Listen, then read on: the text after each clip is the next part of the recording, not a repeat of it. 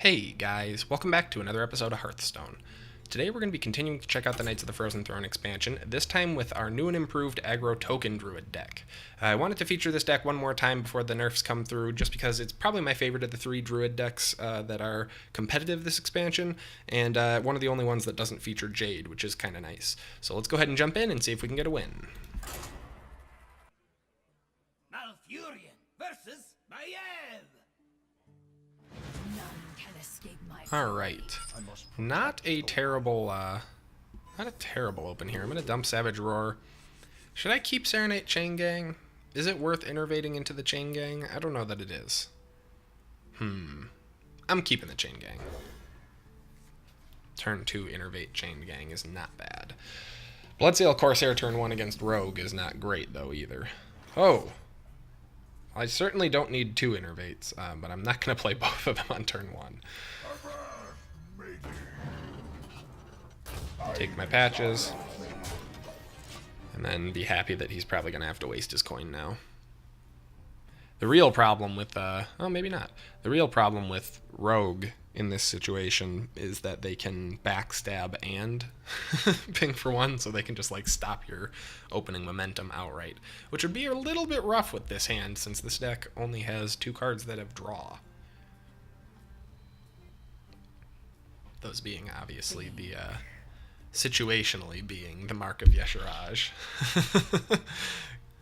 Has to be a beast, though, of which we have none at the moment, fortunately. Man, that must have been a very, very hard choice. Ooh. I kind of want to Mark of the Lotus. Do I Mark of the Lotus? Do I innervate into it? Let's give him one turn to throw down his control before we waste it, potentially.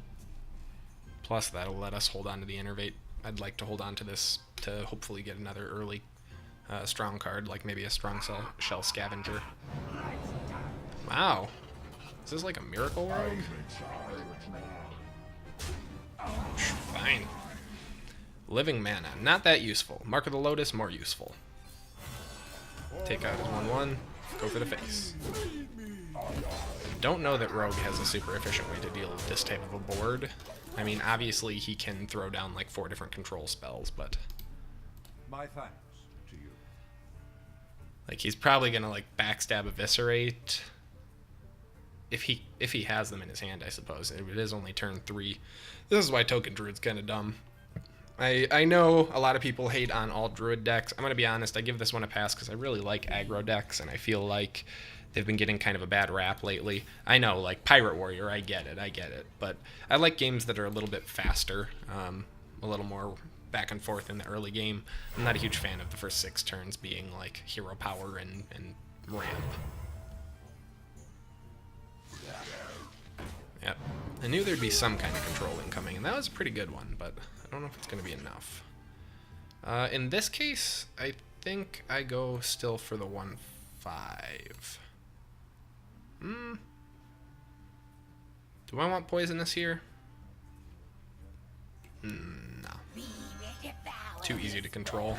I could just backstab it to death. And just ignore his Vile Spine here, even though he's going to be able to get a pretty good trade on it next turn. It's okay, we can always remove it with a hero power if we need to, but we are pretty darn close to lethal at this point. Unfortunately, we're sort of running out of steam. Not really. I think we'll be okay, because we have Living Mana and Rogue. I'm trying to think. Besides Fan of Knives, I don't know that Rogue has any AoE. Oof, that's rough, dude. You attacked the wrong minion. Now was not the time to be doing that. Is that lethal? 1, 4, 5, 6, 7, 8, 9? Yep.